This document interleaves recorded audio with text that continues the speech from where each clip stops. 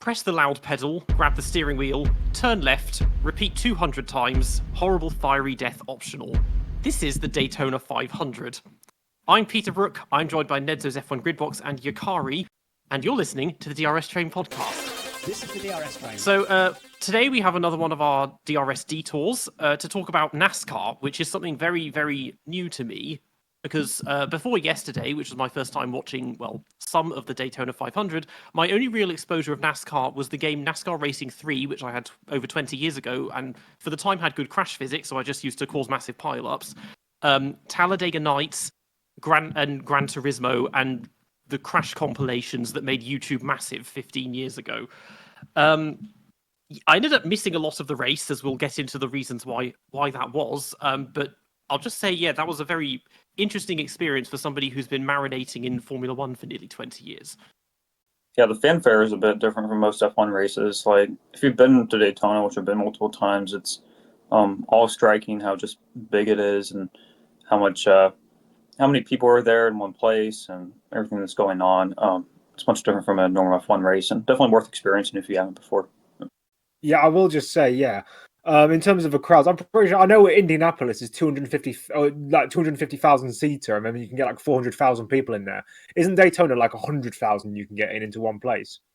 I don't know the specific numbers, but I can't imagine it being less than Indy. And besides, Daytona is much more of a open line sight kind of place than Indy. So, yeah, it's just more spectacle in general at Daytona. Yeah, the World Center of Speed, I think they call it, or something like that. Yeah, I mean, the circuit itself, if that's the right term, because it's an oval, is good in the sense I noticed that the grandstands are only on one side. Yes. But then that makes sense because it's an oval. It's like a stadium. You can see the whole thing. And the road course, which I know they use for the 24 hours and for other stuff in the infield, you can see all of it. So that's quite new because in Formula One, the closest circuits we have to that where you can see basically everything would be on places like the Red Bull Ring, parts of Monaco, parts of Silverstone, even COTA, maybe at the top of Turn 1, you could probably see most of the circuit. So that, yeah, is just a very, very good design perspective. But yeah, as I said, going into this, I've never watched any NASCAR before. It's a completely different world from Formula One. I mean, there are some drivers from Formula One who have done NASCAR. No one, I don't think the reverse has happened. We've had NASCAR come to Formula One other than maybe in the 70s or 80s or something. But that, yeah, the pre-race stuff was kind of interesting. I watched the Indy 500. It was kind of similar to that, but just even more American. Like they had the invocation by the vicar or the pastor to pray for the drivers and pray for President Trump, who was at the race as well, and he did a parade in the Beast. They call it his motorcade. It said it weighed 22,000 pounds, which is about 10 tons. I get it needs to be bulletproof, but that thing can go at quite a rate for a 10-ton limousine. And he did a message over the radio, so that was cool. And they had what looked like the entire United States Armed Forces at the circuit as well, singing the national anthem. I'm just thinking, like, in F1 in Britain, the closest equivalent would be if we had, I don't know what the nearest cathedral is to Silverstone. I know the Bishop of Ely comes and does a prayer at the beginning of the circuit and gives thanks, I suppose. It wouldn't be to Keir Starmer, probably to the King, and then the King does a parade of the circuit in his golden royal carriage or something like that. That's quite interesting. But then I goes, it's broadcast on Fox, so they know their audience. Yeah, for sure. Yeah, it was quite because I've done a lot because I've watched a lot of NASCAR. My first race was the Southern 500 in 23. So that was another one of the crown jewels. I'm used to that kind of all that American stuff, and also because I watch IndyCar and stuff, it's easier to kind of digest because you just kind of I don't know how Yukara feels about it, but I just kind of ignore it because I'm not American and I don't feel the thing for the national anthem. I don't feel because I'm not religious. I don't feel for the invocation and stuff like that. But it's just the same as like in Formula One, they have the national anthem and then they have the drivers standing around and that sort of stuff. So it's kind of the formalities that you'd get with other sports. It's just that the formalities are different and they're for different reasons. Yeah, I mean, it's definitely more over the top than we could see in like Europe, for example. I mean, I'm the only American, so I'll talk about it. Yeah, it was just very homely and like gives you kind of sense of community with the person to your left and right. It's very nice. And before the race, you're like in Daytona specifically, you get to like walk out on the green and you get to sign the finish line and everything. So it's pretty involved for the crowd, whether or not you like it personally or not. So it's always a fun time, no matter who you are, in my opinion. Much more so when you're actually there. I mean, Go ahead. I was gonna say, I mean, that sounds great. Like that giving that kind of fan access and letting you sign the finish line. Obviously, Formula One would never dare let you do that, or they charge you, £5,000 tickets to do it or whatever. But yeah, the other one I know, so again, it's they kind of know their audience, and it's to do with the sponsors. Is that at the beginning, during the national anthem and the invocation, the drivers, they all have their wives and kids on full display on the grid, and it's like that's a different, because in Formula One, the drivers, they tend to try and keep their girlfriends hidden at all times, probably to avoid the wrath of other teenage girls on TikTok and all of that. Yeah, it is a bit of it's a weird kind of cultural thing. I think it is just because of the sponsors. They want to be seen to be like typical nuclear family kind of thing. Family men, yeah. But the thing is, like with the NASCAR and the access and stuff like that, is very good. I know one of my friends went to COTA last year, and he was literally stood like right next to the cars before the race, and he got signatures from people like Zane Smith, people like he got signatures from loads of people. He's been to India before, and he's got signatures from other people like that.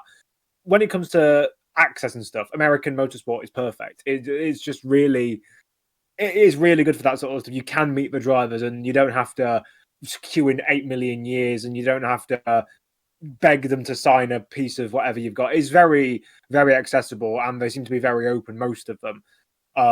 But yeah, I do like the sense of community, because I'd call, especially nowadays, now it's kind of fallen off a cliff in terms of popularity, I'd call it a niche sport. Like there was a time where NASCAR was the second most popular, at least I think so, the second most popular sport in America in the mid 2000s, behind American football, and now it probably doesn't even break into the top 5, maybe even the top 6 or 7, maybe even the top 10. Yeah, there's a number of reasons for that decline in popularity, but yeah, American motorsport generally more accessible. Even with the 24 hours of Daytona, you can still get close to the cars, and like even see some of the telemetry and the used tires and everything like right next to you. That's all cool, and it's something somewhat unique to Daytona, just because how circular it is and how openly walkable it is in general. You'll have to be there to understand. I get the feeling it's dirt cheap as well. Relatively, yes. I think I went into the 24 in 2010. It was like $50. It's a little bit different now, but it's still very reasonable for most people. Yeah, this is something F1 fans can't comprehend, because I think the Le Mans 24 hours, a full weekend ticket is like £100 or something. Whereas I was looking this morning, even just for a race day general admission ticket for Silverstone this year is almost £300. That's what I like to call F1 tax. Yes, basically. Anything to do with Formula One is priced about 1,000,000%. But yeah, it does seem, in terms of popularity, again, I say this as someone who doesn't watch it, it feels like it's less in the consciousness than it was, say, 20 years ago. Because like I said, that's when we had the film Talladega Nights came out and that thing. And maybe it's to do with, I don't know, the loss of Dale Earnhardt, because I know about that in 2001, because that kind of triggered the creation of the HANS device. All these little things. It just doesn't seem to, like, all I see of it almost never breaks into F1 Twitter, apart from the Daytona 500 and when there's like a fist fight between drivers. Yeah. Most of the decline, I feel, well, there's a lot of reasons. It's basically snowballed and spiraled and stuff. It's mainly incompetence from the higher ups, the new playoff points format, which, even to explain to someone who's kind of half into it, is incredibly baffling. Like they say that the playoff format is to increase entertainment and to increase excitement and to increase viewership. But the viewing figures for the postseason are lower than what they are for the regular season most of the time, which is very baffling. But like it's super strange, and I understand the merits of the playoff because it's an American sport. You have to have a playoff, but there's better ways to do it than what they do, where essentially it's essentially like a European football or like a football competition where you have like a round of 16 and then you have a round of 12, and then it's just super clunky. And there's so many better ways it could be done, like what they had when they first introduced the kind of playoff. They had it where the first 26 races would be their own thing, and then you get points for that. And then with 10 races to go, they reset the points and give you a few extra if you win and stuff like that. And then they just go from there. Like it's basically like a 10-race season towards the end, which makes it more exciting. But the way they have it now, where 10 races before the end of a season, you then have a 3-race stretch, and you have to get points in that 3-race stretch, and then you get knocked out if you're not in the top 12 drivers, and then you have another 3-race stretch, and then if you're not in the top 8 drivers, you get knocked out, and then you have another 3 stretch, and then you have only the top 4 advance, and then you have a 1-race. You have one race and then whoever finishes first comes out on top.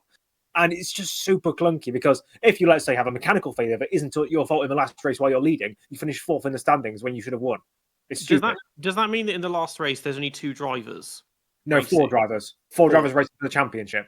There's still 40 cars on track. There's still 40 cars on track, but there's 4 drivers who are eligible for the championship. And the others, what are the others doing? Are they just there to get in the way and be the AI, or? But pretty much, like obviously, like the thing is, there are some series I know, like when I do my NASCAR league racing, there are some series that, for example, they say, "Oh, you're finishing the last race of the season. It's your start place for the Daytona 500 in the first season," so it gives you an incentive to actually try and race. But for the most part, you're just racing for the guys who aren't in the playoffs are racing for what they call owners points, which is kind of a constructors championship.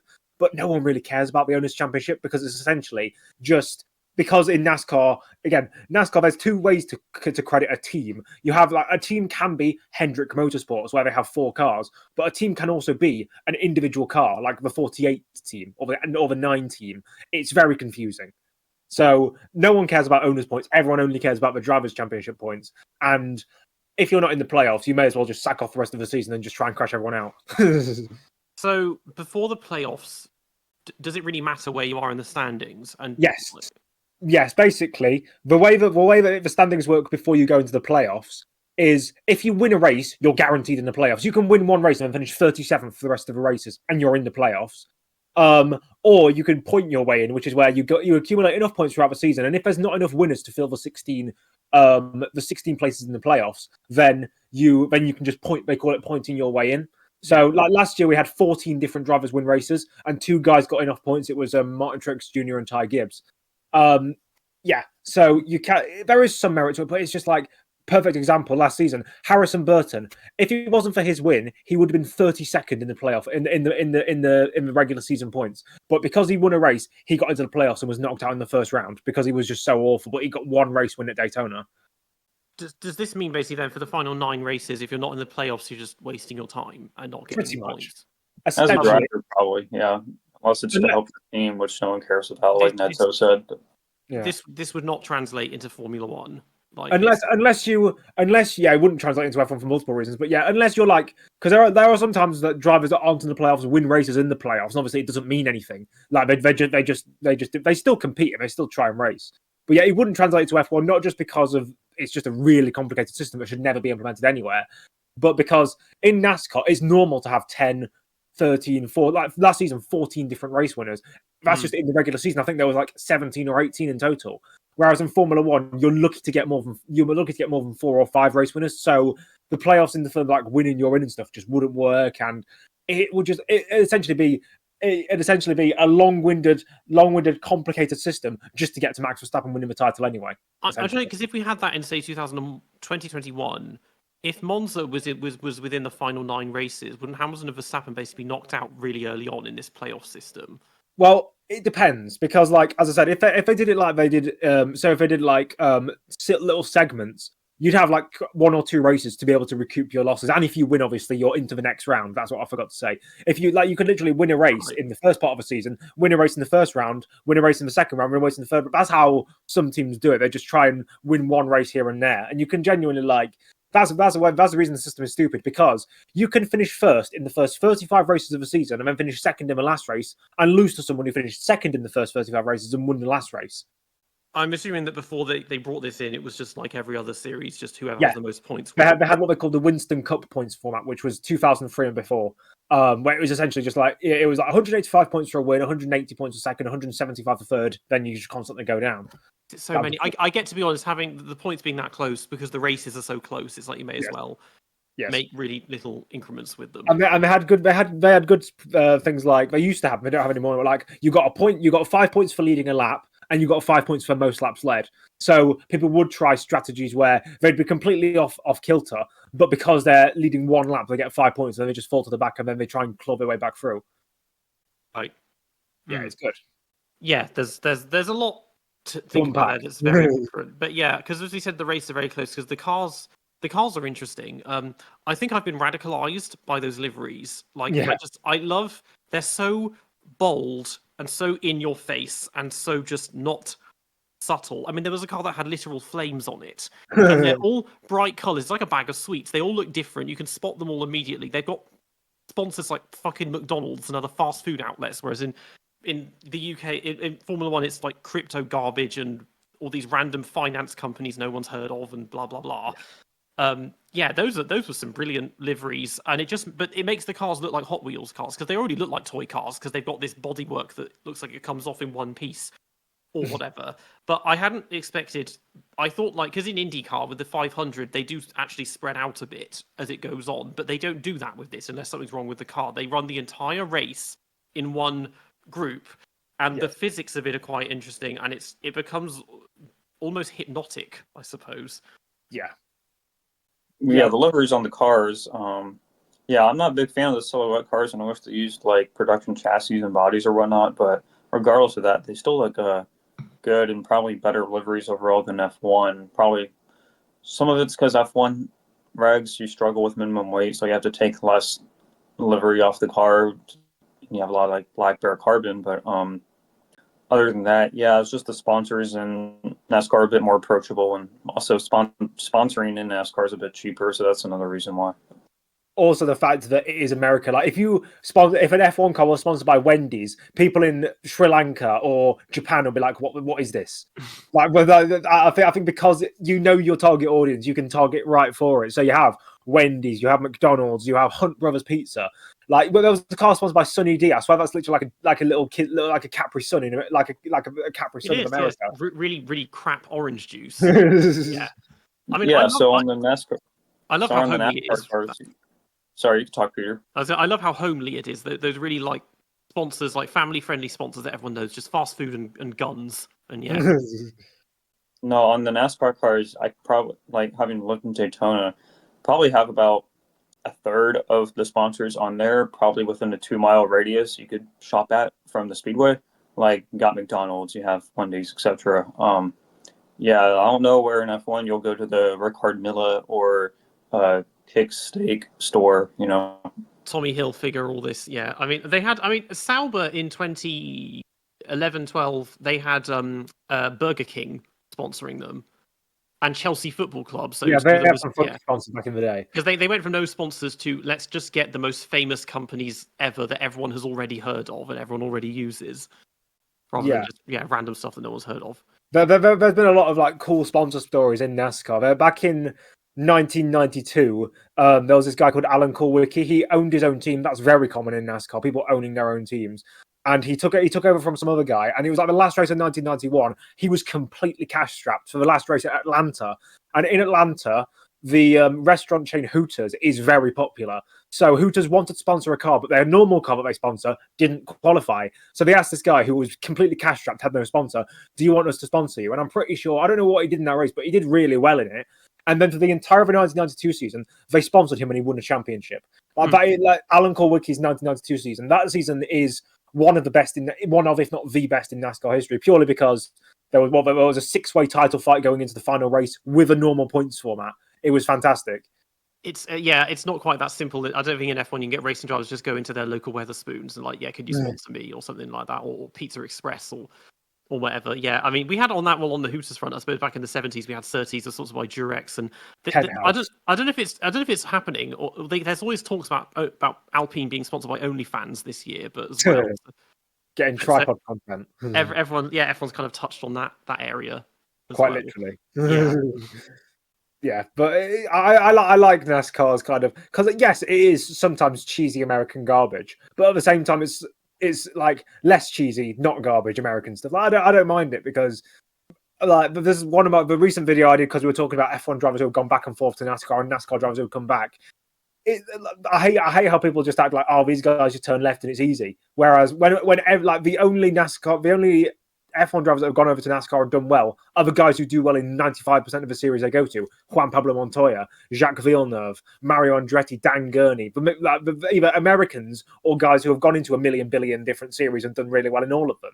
Like, there's actually an argument to be made that NASCAR drivers, because Andretti started in dirt midget cars, Dan Gurney started in those kind of American dirt races. So did Mark Donohue.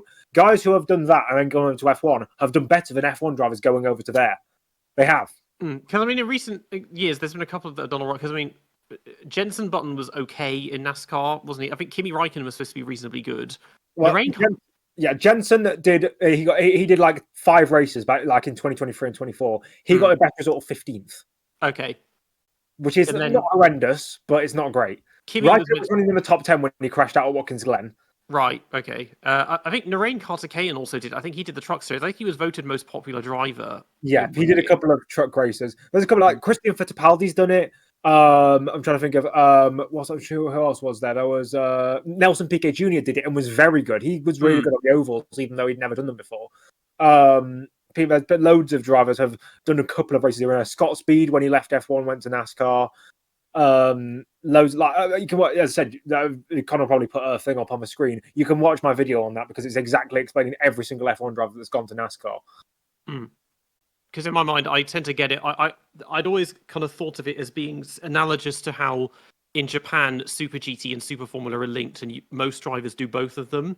Yes, that's less the case here because that's why I'd always go, oh, so and so did Indy, so I guess there'll be a NASCAR. There's actually not that many Indy drivers that do NASCAR all the other way around, other than there's some of them, but not all of them. That did the 500 last year. Carl Larson. Carl Larson, attempted to do that in NASCAR on the same day or something, but yeah. And, dare I say, Danica Patrick did both as well, but I don't know. Danica Patrick, she was good at Indy, but she was rushed up to Cup Series action way too early. She did like a year in what they call the Nationwide Series. Then it's now called the Xfinity Series, like the F2 of NASCAR. She did a year in that and wasn't overwhelmingly good. And they thrust her straight up to the Cup Series because that's where all the money was. And she essentially was there for the money. I mean, I don't blame her. Like going from it, like IndyCar, even at its peak, was never anywhere near what NASCAR was in the early 2010s. So she may as well have gone for it. But she was in. I'm pretty sure Tony Stewart won the championship in 2011 with that team, and she never got a result above 24th place in the standings. Like, come on. So yeah. Maybe let's move on to the race itself. The race itself, yeah. Yeah. So, I mean, this probably isn't the best one to introduce someone to NASCAR to for the first time. Because as I mentioned before, I watched very little of it in the end because it was meant to start at 7:30 UK time. They ran for 10 laps and then it started raining, so they stopped, which, we're reasonably familiar with that in Formula One, and didn't get going again for another 4 hours. So it wasn't until 11:30 PM that the race resumed. And then I went to bed at midnight. So I missed about 2/3 of the race. The rain one is interesting because in Formula One, I mean, we stop most of the time with rain, but we can still do it. But it seems that in NASCAR, you can't race at all in the rain. Definitely not in the super speedways, no. I mean, like, it's just a matter of the banking and the speed. But I feel like especially because it's just restricted plate racing and everyone is like 2 feet away from each other, just much less margin for error, and you can't really do that in the rain with those also heavy, low downforce cars. Yeah. I will just say, but I think it was in 2018 where, I think it was either. I'm not sure if it was in the 500 or if it was in the July race because they have 2 Daytona races every year.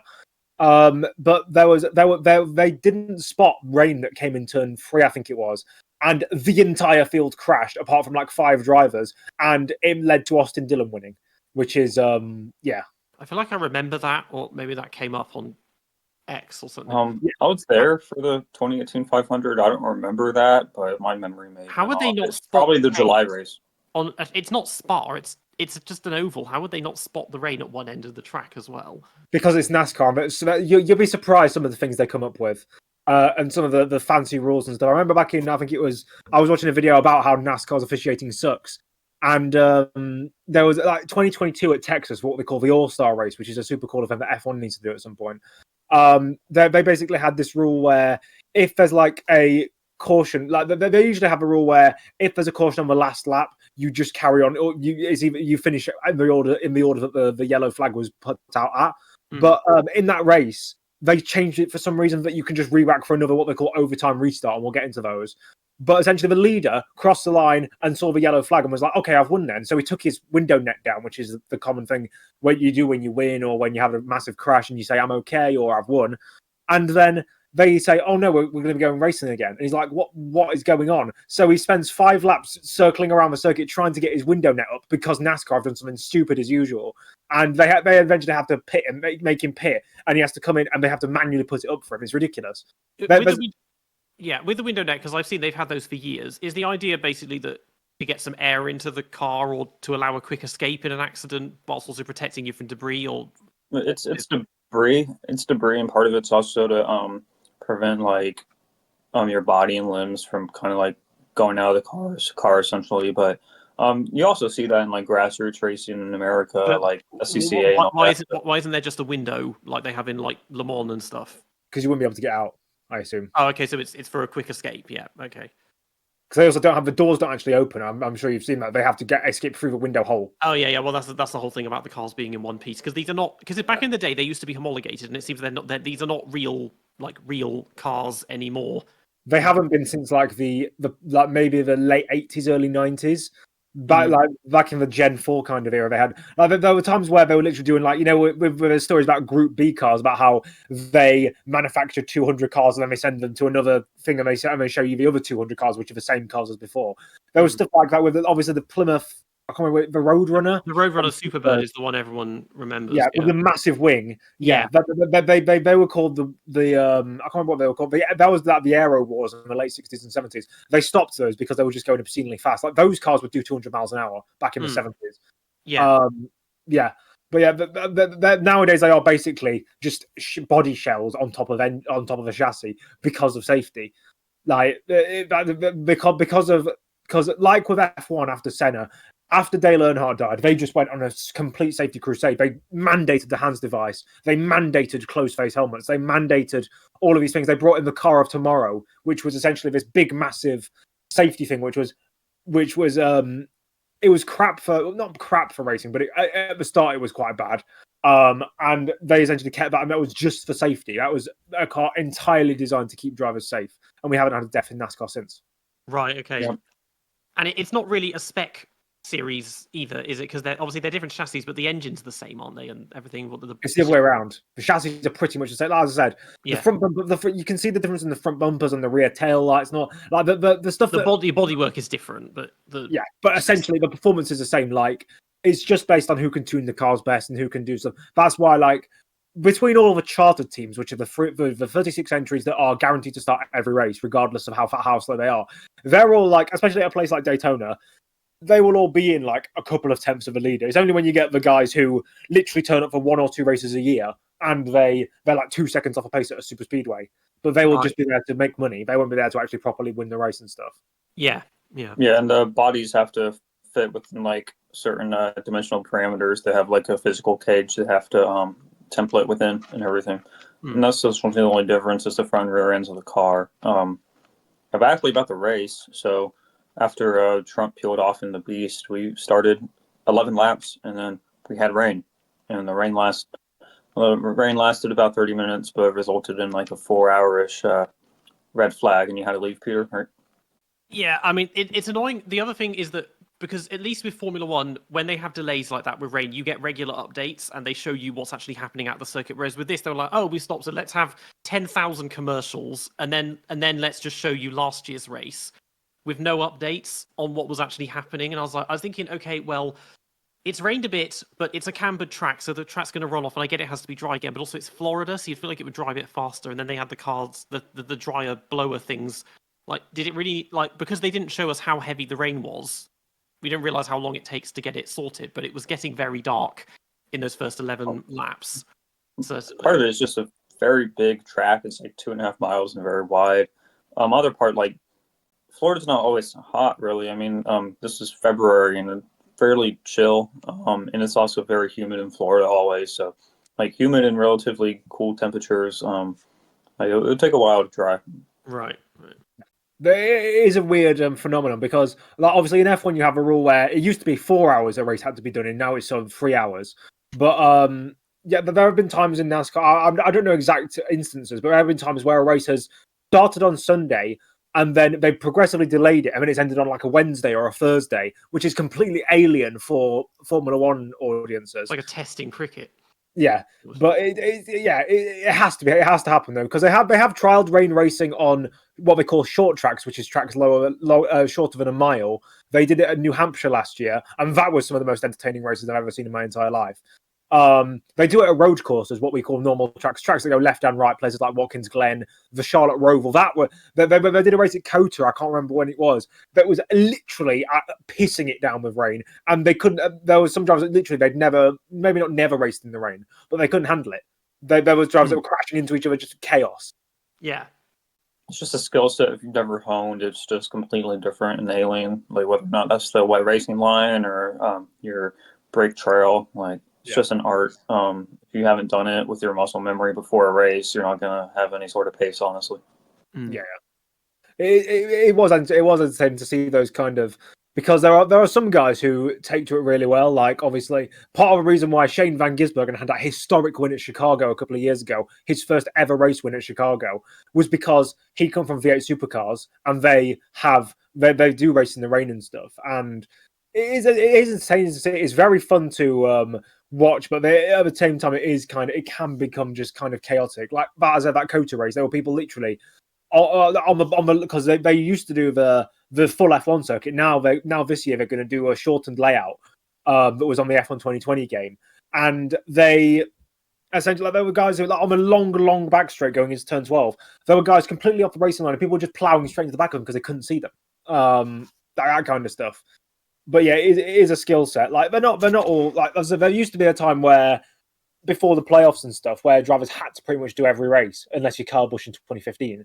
There were guys they call them road course ringers. They get someone from like IMSA or someone who'd done other series, and they just do all the road courses for them. People like Boris Said would literally go in and just do all the road course races for one team. And the main driver, if the main driver was crap at road courses. But there have been some proper like road course ringers. Dan Gurney, I think, used to do a lot of races at Riverside back in the 70s and 80s because he was just fantastic there. I mean, Riverside is the house that Dan Gurney built. It's how it was known, yeah. So then after the race started up again, Peter, I feel like you're a bit mentally checked out, and then it was just 50-ish laps of just watching cars go around. How was that for you? I don't remember 50 laps of it. That's the thing. I was getting very tired, and there were some crashes, but they were kind of small ones. But like, we got going, and then they stopped again, didn't they, for another half an hour? Because it started raining again, and then they went, okay, let's go to random commercials and give you no update on what's happening. So they did eventually get going. But then that was the other thing, is the first restart, they spent fucking forever on yellows with this pace car. And I'm like, what is taking so long? Why can't you? It's dry. Why aren't they going? Like, this is taking forever. They do know a thing or two about time wasting. Or maybe they've learned that from Formula One, because it took ages to just start again. Yeah. It does happen sometimes like that. And as I said, I did say when we were in that voice call, I said, this is not the race to introduce someone to NASCAR. It was just too chaotic. Like I'm pretty sure, like when we go to Atlanta next week, it won't be like that, because one first of all, it's not as big a race. Like that is Daytona 500 is NASCAR. It is the most popular event. It is the biggest event of the year, and it happens the first race of the season, which is a phenomenon I don't see. Like Formula One, Monaco's in May, and it's like the 6th race of the season. Indy 500 is like the 3rd race of the IndyCar season, or the 4th even. Like, I don't know any other. It'd be like having the Champions League before the start of all the regular. Well, you have the 24-hour, just like the first race. It's most popular. Normally, you're meant to peak in the middle, really, because again, like Silverstone and F1 and Monaco, that stuff, that's all in the middle and in the summer as well, rather than in winter. Yeah. Too. But IMSA's most popular is the 24 Daytona, coincidentally, and that's at the very start as well. Yeah. About the actual first heat. So if y'all don't know, they separate the 500. I don't know when it started. They separated the 500 into 3 separate heats. I think they're called stages. I think the first 2 are 66 laps each, and the last one's 68. But the first heat, Joe Logano won that. Yeah, it's kind of when you were talking about heats and stuff, I thought you were going to go into the dual races, because they have dual races before, like on the Wednesday and the Thursday. We won't get into those because it's just extra confusion for fans. But they brought in stage racing in 2017, essentially. But it's not meant for tracks like Daytona, because in Daytona all the cars stay together. But it was to essentially bring the cars back together after a certain amount of time, and it also played with the strategy, because you saw Peter would have seen at Daytona, when you've got a 60-lap stage and the cars only do about 40 to 45 laps on fuel, everyone is fuel saving and going free wide, not because they want to race each other and they want to get past each other. It's because free wide racing is the most efficient way to save fuel, because they're all in a train and they're all that sort of stuff. And even though it's a completely flat out track, there'll be guys at 50% throttle, 80% throttle because they're saving fuel. And that's a problem with what they call the next gen cars. This body style is called the next gen. It has more downforce than the previous ones, less power, which is crap. But yeah, it just produces really, like for the first few stages and stuff, it produces really mundane fuel saving racing. But when, like we saw, like when they get cautions with 40, 45 laps to go, and they realize actually we can go full throttle to the end. Fantastic racing, beautiful racing, and it's just great. Yeah, I agree. I don't know why they don't either make the fuel tanks bigger or they scrap the stage system altogether, which would I prefer, because I feel like there's much more spectacle in just doing a continuous 500 miles and everything. Also, it would probably allow for a little bit more strategy variance as well, instead of everyone pitting just at the same time. But yeah, something about that. So they only go about 40 laps until they have to refuel, and stage is 60 laps. But yeah, we saw that because cautions around the 20 lap mark around each stage, they had to all refuel, and then they could go 100%. The 100% racing in each stage was pretty good. I just don't understand why NASCAR wouldn't allow that for 200 miles, you know? Yeah, I also realized I don't remember any green flag stops happening. I didn't because when you have what we call as a green flag stops that are completely under normal conditions, you always see like all the Fords coming together, and they'll have like literally a line of about 20, like 15, 20 cars trying to get to pit road at one time. You know, I don't remember actually having a green flag pit stop. That was so many, the cautions were evenly spread out so that you genuinely didn't need to go to pit road under normal conditions. It was weird. I suppose another thing with fuel strategy is that if you pit out of sync, you basically you can't keep up because you lose the slipstream. So you have to everyone has to pit at the same time. Yeah, they do it based on manufacturers. You'll have all the Fords coming on one lap, then all the Chevys coming on the next, then all the Toyotas coming on the next. It's all based on manufacturer allegiances, and that's another thing that's a problem with NASCAR at times. Yeah, I just wish there was an easy solution, and I don't think the stages help with it at all. And I wouldn't want them there regardless. Like it's Daytona 500, it should go continuously, in my opinion. But as far as the actual first stage, Joey Logano is a relatively hated driver in the sport, but I think he had the best pace in the first stage, and he deserved that small little victory. Yeah, it's a small victory. You get 10 play. I think it's 10 play. I'm not sure if it's 10 playoff points or if it's just 10 points in the normal. I think it's just 10 points in the normal standings, because they have a regular season standings which don't affect, or they do affect the playoffs. Because if you win the regular season, you get like extra playoff points.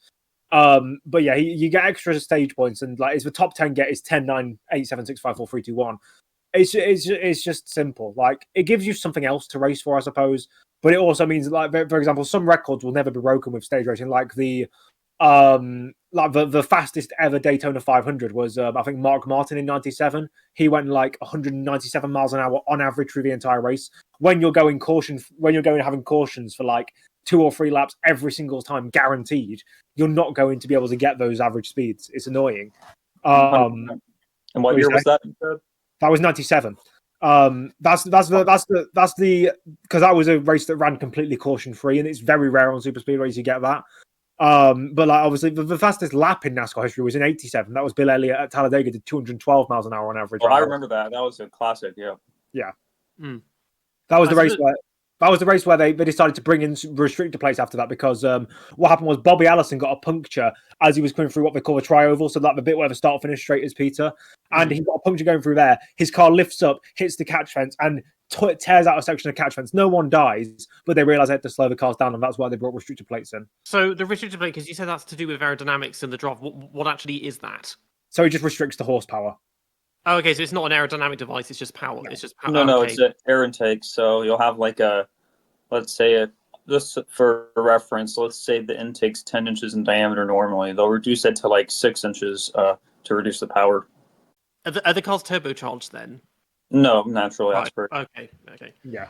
But I guess I'll be a little more critical of the stages. I feel like it just also takes some of the tension out of the first 2/3 of the race, because like outside of like not DNFing and just saving enough fuel and staying in the first half of the pack and staying in the draft, I feel like the only part of the race that really matters is the last stage, and it just takes the stakes and the reason to watch out of the first couple ones. Like, that's the impression I got. Yeah, that's my issue. As it feels like because they run so close together as well. There's no incentive to attempt to get into the lead until the last lap. To be honest, and the Indy 500 has that to a degree. But the thing with Indy 500, if there weren't constant safety cars and red flags, they would spread out. But even so, it's like you really need to attack in the last like 2 laps or something. And with this, because you can't. I mean, I know all well about how you can't build a lead because somehow back in the day, I managed to win every NASCAR race in Gran Turismo 5 in B-Spec mode. I don't know how I did it, but just I have to keep that save preserved for all eternity because never again am I going to try and do that. It's just you go into it and it's like this just is a game of chance because it's so. I say this about Indy. It makes Indy look like there's more finesse and that your own pace affects it. Whereas with this, it's like you just get in that draft, you stick there. It's like a flock of birds in flight with the triangle thing, and you just try and move and hope that you've got a good toe just on that final stretch, or that you could. I don't mind a frantic battle for the win at the last couple laps of a race, but it's like if it's broken up by stages, it's just there's less reason to care for the first and second stages. Honestly, I feel like it's a stage issue and less so an issue of like the actual racing. Because this stage, it's like a forced safety car, really. Yeah. And it doesn't. I can't remember because the race doesn't stop, does it? It just they get the pace car, bunch them up, and then they go again. Yes, isn't it? Yeah. Yeah. So it is just it's like a planned safety car. Yeah, and it does play with the strategies obviously as well because NASCAR has the same rules as what F1 used to have back in the late 2000s, where the pit lane isn't open as soon as the yellow flag comes out. They all bunch them back up and then they all come into the pits. I feel like if they tried this in Formula One, everyone would hate it because everyone would be like, what you would get is the first 2/3, everyone would go to the Charles Leclerc school of tyre management and run around like 20 seconds off the pace, not daring to make any risks or do anything. It's like, well, we know we're going to get bunched up in a second, so what's the point trying anything? And then the final 5 laps, let's go. It wouldn't work in F1 because it's just not as the field spread is good in F1, but it's like it just wouldn't work because the racing isn't like you can't race as well in F1 cars as you can in NASCAR. I get as well that there would be because they give you points at the end of each stage that would create a bit more of an incentive. But if they had something similar in F1, then you could have like Marcus Winkelhock getting 10 points when the race got red flagged in Nürburgring because he's leading at the end of that. It would be funny things like that. It probably would. I think the back marker teams would probably try some quite inventive strategies to try and get points in that. Oh, they have done. They have done, yeah. But in Formula One, at least they would. But it just wouldn't. It would not translate at all to Formula One. Yeah. So no, Joe Logano also had good pace in the second stage, but I'll be honest, the second stage was the most forgettable part of the race for me. Like I don't remember much of anything about it. I don't either, to be frankly honest. Didn't he have he had some sort of throttle issue. He had like a throttle sensor issue, so he had to go right to the back. And I'm not sure if this was in the third stage or the second stage, but he had to go right to the back, and then he managed to draft his way all the way back up to like 5th or 6th. I was like, where the fuck has he come from? Yeah, I think that was there a crash at the start of the second stage because I saw that before I checked out. I feel like there was a crash at the start of it. It was probably at the end of the first, if not maybe the end of the first. Yeah. Yeah. They always have big moments at the end of the stages and stuff. I'm trying to think. I'm just going to quickly have a browse through the race highlights and see if there was anything that happened in that second stage. No, it was very forgettable. It was almost like certain F1 races. Hold on, let me just have a look. There was there was a caution for who was it? It was hold on, I'm just watching it now. Oh yeah, it was with 3 to go. Oh, it was when Hamlin where he went on the apron and had a problem and then tried to save it and then came back on in front of Zane Smith. That was actually all I can remember though. Oh yeah, was that the stage they also well yeah, so I remember in that stage Joe Logano with his intake issue, he had to go on the apron slowly, but didn't they throw out a caution just for that? I don't think they did because he managed to get back to pit road in time. Sometimes they do stuff like that's right. Other times they don't do stuff like that. Like I remember Indianapolis last year. I think it was Ryan Preece had like he'd had an accident and was spun out and was facing backwards and had punctured tires, so he couldn't get going again. And it was obvious. It was like it was a penultimate lap. So if you call the caution on the penultimate lap, you then re-rack them and they go for another restart. But if you call the caution on the final lap, the race ends. It was obvious on the second to last lap that he wasn't getting going, but they just decided not to throw the caution and they decided to throw it on the last lap. And it was like, really? But the officiating wasn't bad in this race. I like how we'll get to it at the end, but I like how when the accident happened at the end, they let them keep going because sometimes they don't let them keep going. But yeah, it was second stage was pretty empty. I'm trying to think. Yeah, then we move on to the third stage of a race. Yeah, and yeah, just to reiterate on the stages, I feel like if your favorite driver doesn't DNF, the first or second stages really just don't matter, like just personally, and I don't know why they don't get rid of them, but yeah, we can move on to the third stage, which was very good racing. It was very good racing. It was basically when you get to the end of it's like the same as the Indy 500. The first 150 laps are a bit naff, and then the last 50 laps are pandemonium. It's essentially like that in NASCAR. It's like every oval race. Maybe not with 50 laps to go, but especially when you get onto the last 15, 10 laps, when people realize, actually, you know what? I can't be in 10th place. I need to move my way up this pack. There are some guys who are like what we call super speedway experts. People like Ricky Stenhouse, who are nowhere every other race, but when they get to the super speedways, they can they appear in the top 10. People like Corey LaJoy. I mean, Dale Earnhardt Sr., we were talking about him earlier on. He had 10 wins at Talladega. He wouldn't like when they were doing 2 races a year there, and I'm pretty like there was a stretch where he won like 5 super speedway races in a row, and it was mental. Which honestly, again, super speedways, if you're going to win at any track 5 times in a row, it's the hardest place to do than that because it's just completely random. There was I think the last race he won before he died in 2000, he went from 17th to 1st in about 4 laps because he can just do that. He was the best super speedway racer that ever was. But yeah, there was some good racing because there was a couple of cautions towards the end of the race. There was one with about 15 to go. If I just quickly have a look, because again, I can't remember who, because there's so many cautions, you kind of forget all of them happened. You kind of forget which ones were which. Stenhouse and Blaney and Logano, was that the one where he tried to block light and then it didn't work?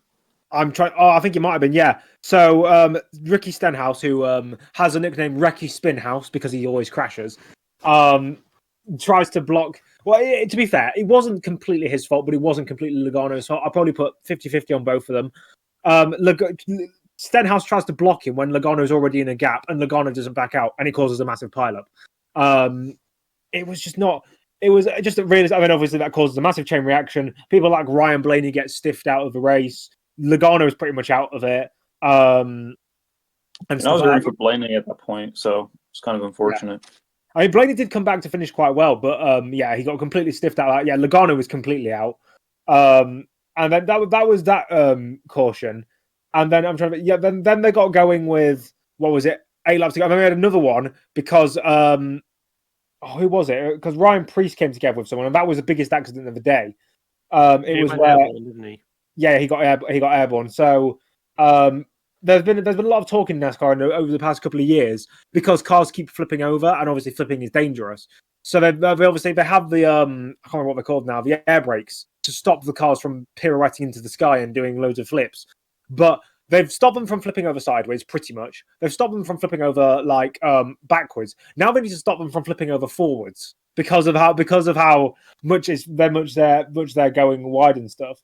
So that was so what happened was well, I'm a Christopher Bell fan, so this is going to be very biased, but essentially Cole Custer is a worse pusher than Adolf Hitler as a person. So essentially when you're on a super speedway, you have people who push and you have people who take the pushes. That's how it works, because you're trying to push the person in front of you to get to the win.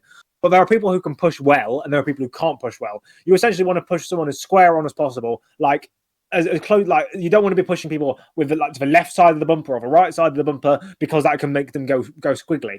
But it seemed like the Toyotas just didn't like being pushed at all, because every single time someone tried to get to the rear end of the Toyota driver towards the end, they were just spinning out. That happened with Hamlin, it happened with Bell, it happened with someone else, I can't remember now. But essentially, that's what happened. And Cole Custer pushes the back of Christopher Bell. It's on the straight as well. It's not like during the corners as well, because sometimes you get people trying to push through the corners and it causes a massive accident. It was on the straight, and you just see him. He pushes him a little bit. He goes a little bit to the left, and then he pushes him again. He goes to the right and just spears off into the wall. And it causes a massive pileup behind. Ryan Preece literally goes forwards, and he literally he does a wheelie, massive wheelie in the midair, flips over, hits the wall in midair. And yeah, Ryan Preece, I'll tell you one thing. He has been involved in massive accidents at the super speedways in the last few years. There was it Talladega a couple of years ago where he got hit? Like, you literally look at his in-car camera and he's moving all about and he's jittering all about because of this massive accident. And Daytona, not the 500, but the July race last year, was it like, no, it was a year before last. That was where they removed all the grass on the infield, and people who watch endurance racing were complaining, not realizing that the reason why is because obviously you have the grass there. Not only is grass, when you go over it sideways, very prone to flipping, but because they have a road course there as well, you got the difference between the grass and the tarmac. He flipped over 9 times in a row. Like, I don't get me wrong, I like a bit of like track scenery, but when it's causing problems for other series, you have to accept that it's maybe a bit it's better to not do that. And yeah, that's essentially what happened. That was the second. What'd you say? You're right. Sorry, you can talk, Peter. I was saying with the flipping, I was saying that like, this is basically the physics of how a plane takes off if it doesn't have wings. That's basically what was happening. Yeah. Ryan Preece though, he is like he's a good driver who hasn't really had a chance in a top team yet, but he has a fucking spine of steel. He's like a modern day Davey Allison in that regard. So as far as the crashes in the races, definitely the Bell and Custer, as well as the Logano and Stenhouse ones that seem to be the biggest and the most controversial. The Custer and the Stenhouse and Logano one happened first. We'll talk about that.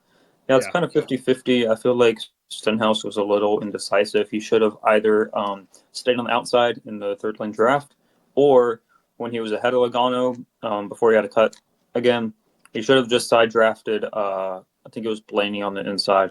Like either one of those two, you probably would have been okay. Assuming Logano doesn't like push like Custer. Bell and Custer.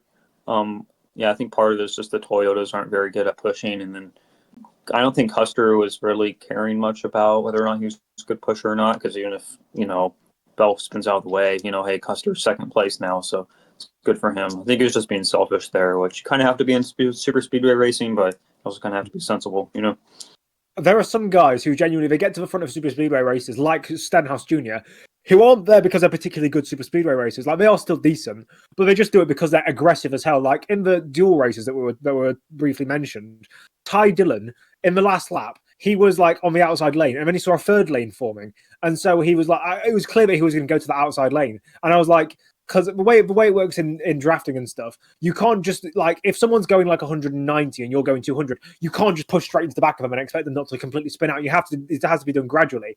So when in the dual race, when I saw Ty Dillon literally coming over to cover that third lane about 0.4 seconds before it got to him, I was like, you're such a stupid idiot, because he blocked that outside lane to try and get them to push him, and he got really wiggly and he just lost the race. Had he done that like 5 seconds earlier, he would have been right on the money and he would have probably won the race. He would have won the dual race. But Ty Dillon being Ty Dillon, like Austin Dillon is the Lance Stroll of NASCAR. His granddad owns Richard Childress Racing, and he's not done anything of special note for the last like 7 years. Ty Dillon is like what Mick Schumacher is to Michael Schumacher, except is what Lance Stroll's younger brother would be to Lance Stroll.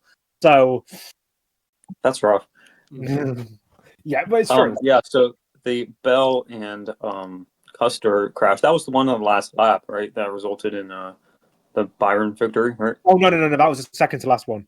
The last one was between, hold on, what was it? Who was it between? It was between, hold on, let me have a look and see who it was. It was between, it was when, was it when Denny Hamlin tried to block like a dipstick?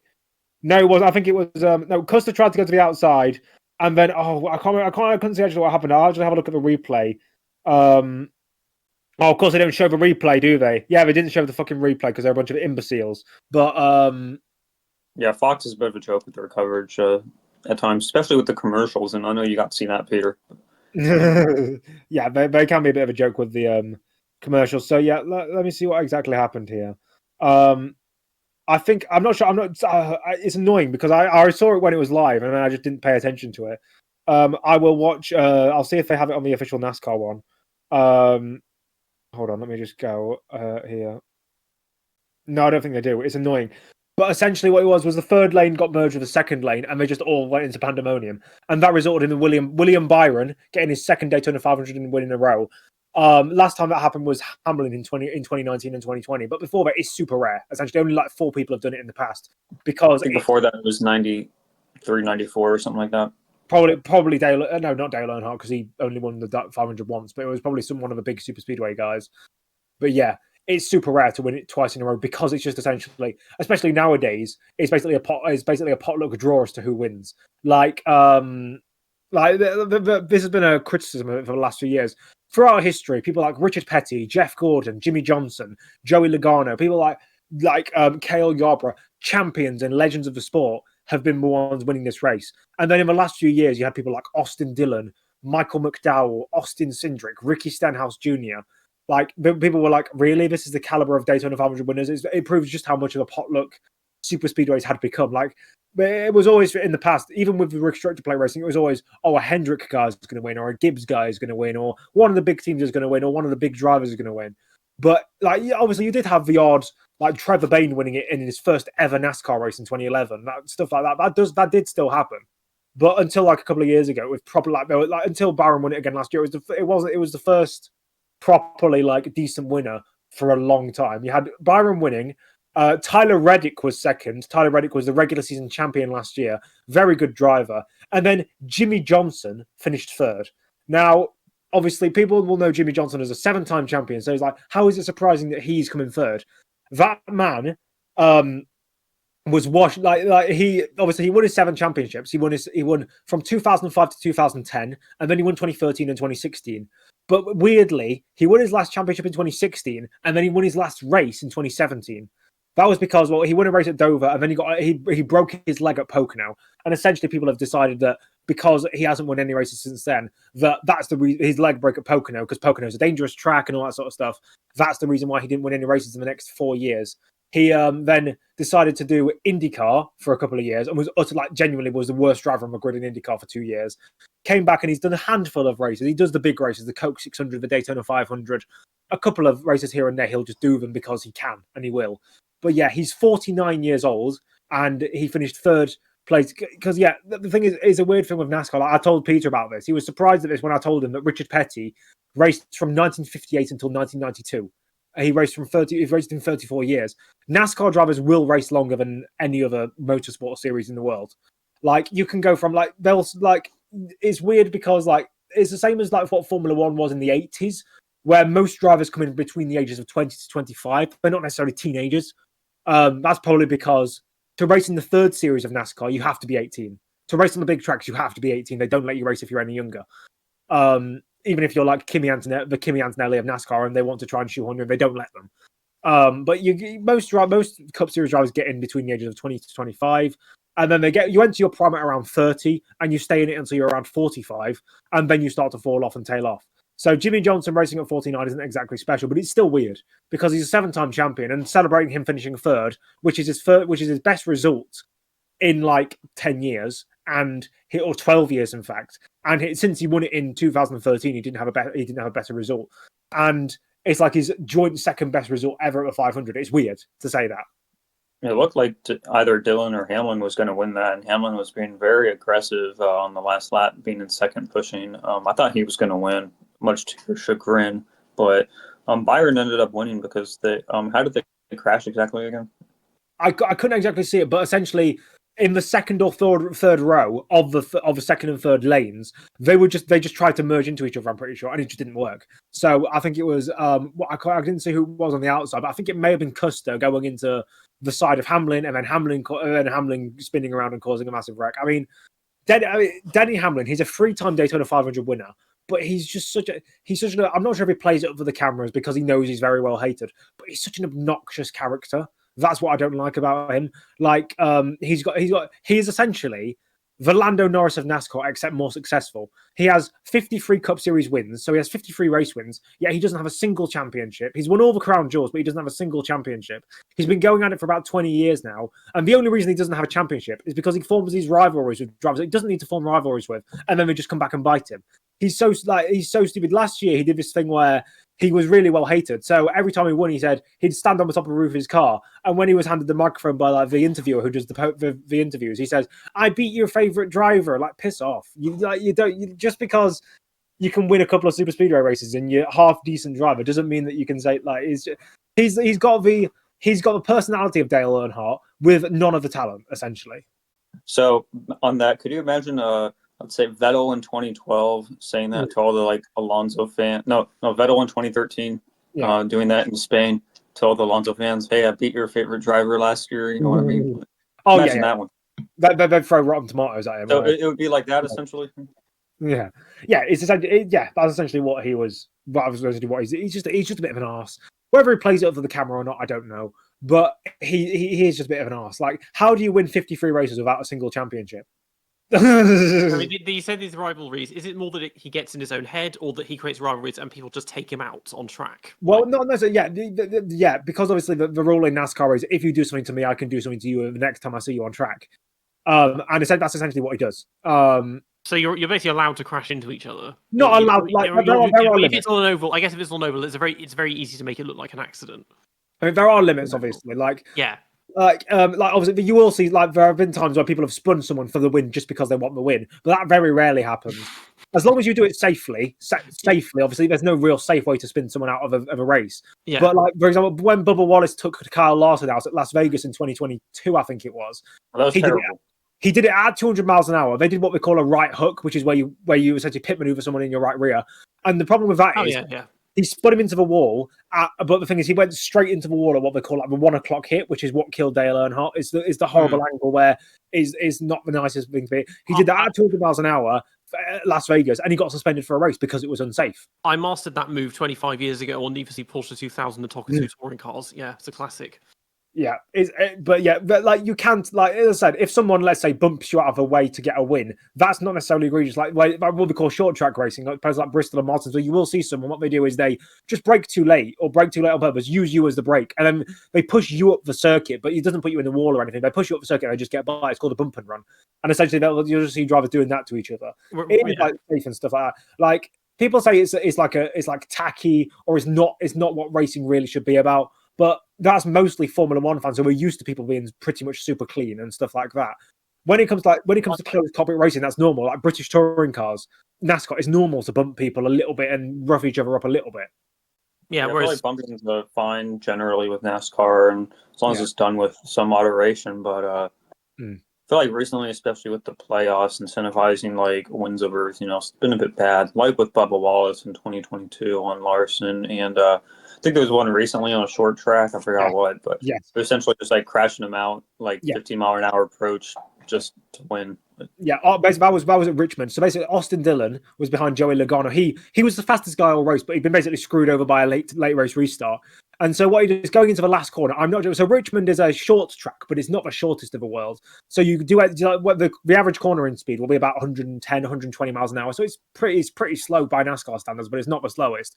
And so essentially, what he does is going into the final corner. I'm not sure if he went full throttle because I don't think he'd have a grip to do that. But essentially, when everyone else is like braking, he literally closed up about 5 car distances and just ran straight into the back of the guy in front of him, spun him out, and then because he had a slower speed because he just spun someone out, he then veered back across the circuit to take out the guy that was going to overtake him and won the race. But then he got disqualified because of his dirty racing. Yeah, I think it was like his team was also like radioing him to do all that as well, if I'm not mistaken. Oh yeah, he basically said like, "Oh, Hamlin's coming down, take him out," and then he did. So yeah, it's like that combined with the playoff like structure of championships, which like I probably couldn't watch a NASCAR full season voluntarily, but that doesn't take away from the fact that individual races like the 500 and a few others are always going to be great to watch. Especially this one this year was great in the last stage. Yeah, I will just say, like, I do like short track racing because they have a clash, the preseason race at Bowman Gray, and that is held at a tiny track. Like it was, well, they split it into 2, luckily, and they eventually they only had 20 cars. They had 20 cars on a quarter-mile short track at Bowman Gray, and essentially it was just people bumping into each other all over the place. They call that place the Madhouse because people just end up going mad at each other because they keep hitting into each other. I think when we were watching yesterday, you mentioned how Kyle Larson isn't great at super speedways, but we all know he's great at road courses. Do you know why that is? Is it his car not being as good on super speedways, or is it like a skill set he doesn't have? Well, it's not necessarily road. He's not the best on road courses either, but essentially on the bread and butter, what they call the cookie cutter circuits, the intermediates and the short tracks, he's fantastic because he just has more natural. He's like what Michael Schumacher is or what Max Verstappen is in Formula One, how it has been. He just has so much natural talent because when you go to those cookie cutter circuits, sometimes it is the best strategy for tire saving to run right up against the wall run right up against the wall, and he can just do that. He can literally run like 2 millimeters away from the wall for the entire, not for the entire race, because obviously he will like come off it at some points. But he can just do lap after lap after lap. There was the race at Bristol last year. He led like the most laps in NASCAR history at a certain race, like 476 out of 500. It was like mental. He is the best driver in NASCAR right now. He's the best thing we have. He's the closest thing they have to a star, because that's the thing. NASCAR has lacked star power. Like back in the 2010s and back in the 2000s, they had people like Tony Stewart, Dale Earnhardt Jr., Dale Earnhardt Sr., Jimmy Johnson, big superstars. Nowadays, you have Kyle Larson. I mean, there's not really anyone else. Like Ross Chastain, because he did the Hail Melon a couple of years ago, because he rode that wall a couple of years ago. But apart from that, there's no one, like even Joey Logano, he's a 3-time champion, but no one outside of NASCAR knows who he is. Like, very hated as well, from what I understand. Oh yeah, he's hated because of the way he won last year's championship, because of the way the point system works. Had like a normal regular season, no playoff system worked, he would have finished about 17th or 16th in the standings. But because he won at certain points, he won the championship. But don't you have to actually win every round, or maybe just the last round of the playoff to win?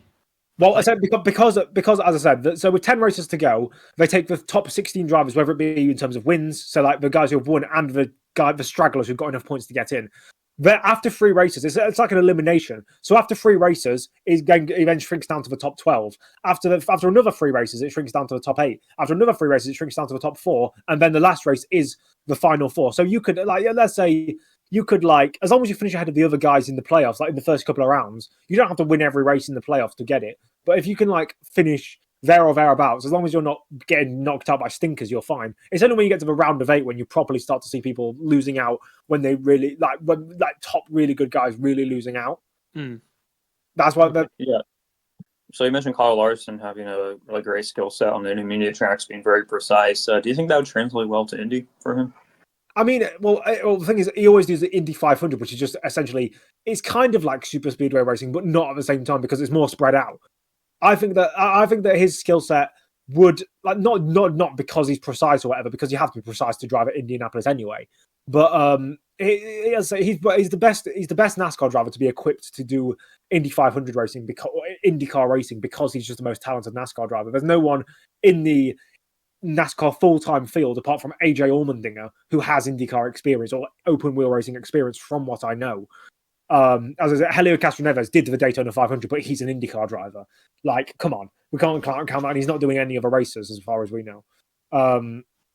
That's actually another point to make, though, because Helio Castroneves only got into the Daytona 500 because of what they call the open exemption protocol or something like that. I can't remember what the exact name is.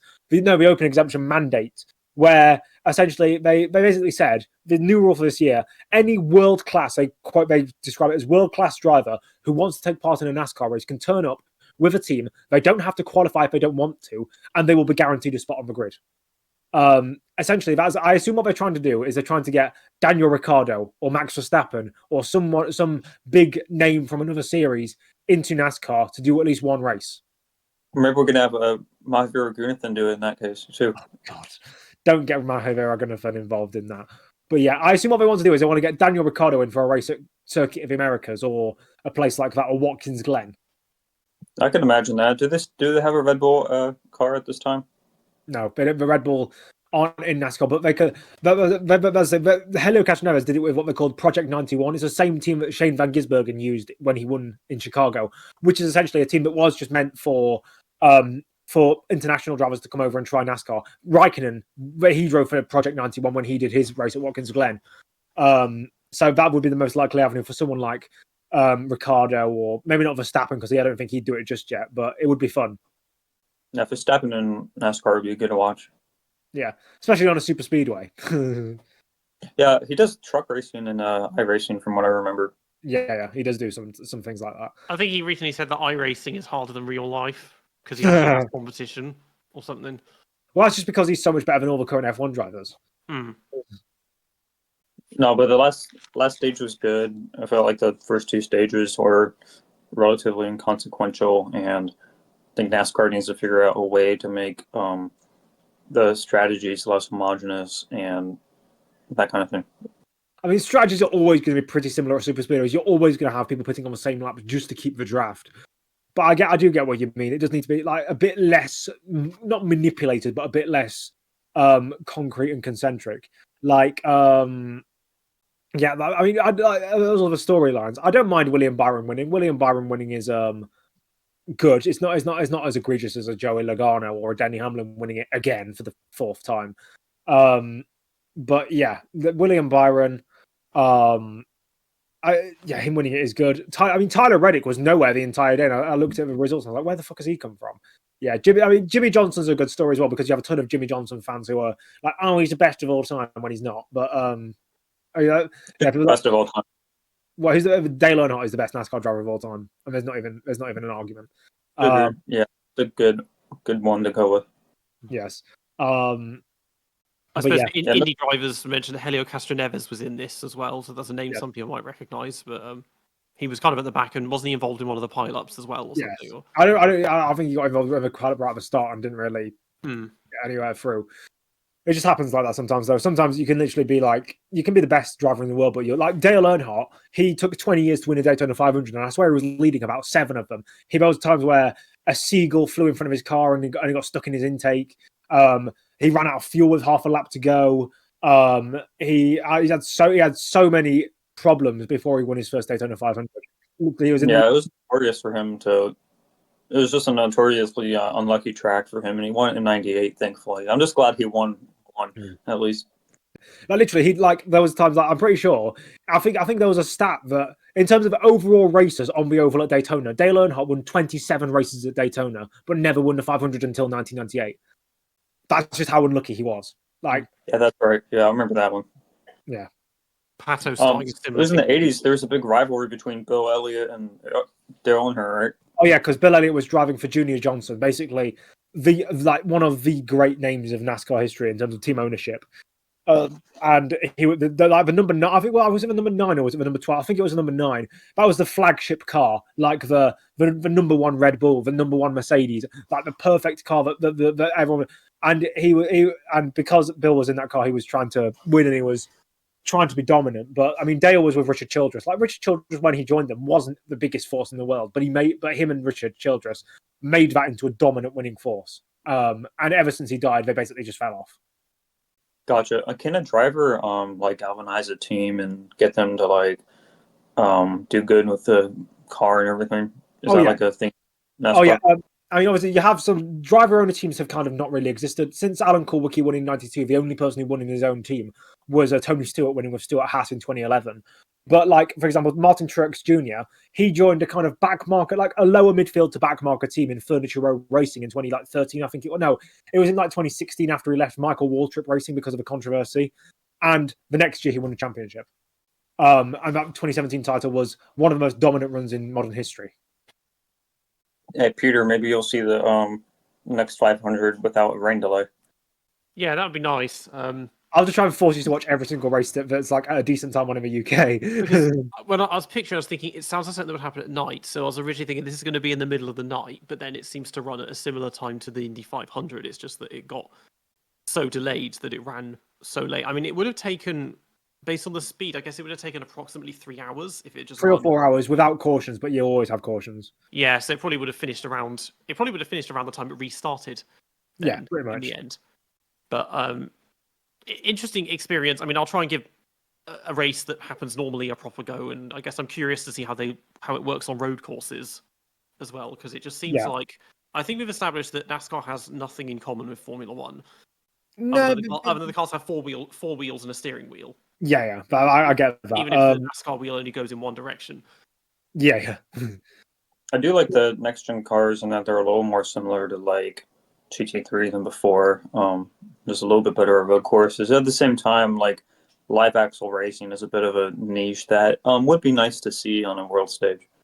Yeah, I will just say, by the way, Peter, you were talking about times and stuff. All of the races for the next couple of until even until North Wilkesboro in May, all of them are between 3 p.m. and 3:30 p.m. EST starting time. So that's 8 p.m. our time. Yeah, that's fairly reasonable then. Yeah. Yeah.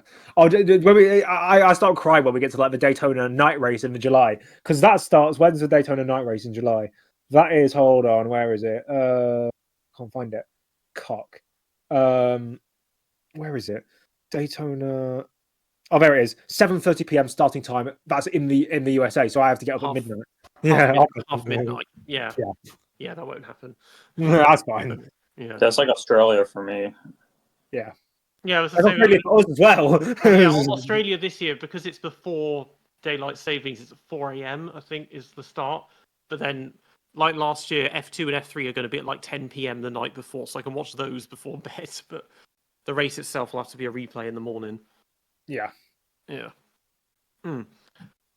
But yeah, obviously it's a bit of a departure for Formula One. I mean, I didn't really talk as much of this because this isn't exactly my wheelhouse. But yeah, Soon it will be. Soon it will be. soon it will be. We'll see it. I'm intrigued by, because Dale Earnhardt is a name I know only because of his crash and because of the hands device. So Yeah. I feel compelled to read up on that because I know the names I do know. Basically, I know them because they're on the car names in Gran Turismo, and that's basically it. That's why I know like Jeff Gordon and Jimmy Johnson and Denny Hamlin and AJ Allmendinger and people like that. Otherwise, they don't. Interesting group. Three great drivers at the AJ Allmendinger, but okay. Yeah, those are the ones, because the thing is you have to collect all their cars, but the thing is they're all the same car, but just with a different livery and different name on it, and it's just annoying. And I hate. I just used Pablo Montoya's car in Gran Turismo for that. Yeah, of course, because there's his. Like, okay, well, there's someone I've heard of, so that's a good starting point. But yeah, if any of our listeners obviously watch the 500 watch NASCAR, you can let us know your thoughts in the comments. Tell me how I'm wrong about Corey LaJoy or Cole Custer or whatever. I'll fly Peter out to the 500, and don't worry, he'll be dressed up in NASCAR merch. We'll give him a cowboy hat. Drunk on Busch Light, rolling around in the mud in the infield. Don't worry, we'll get him Eagle. The full colonial experience. Yeah.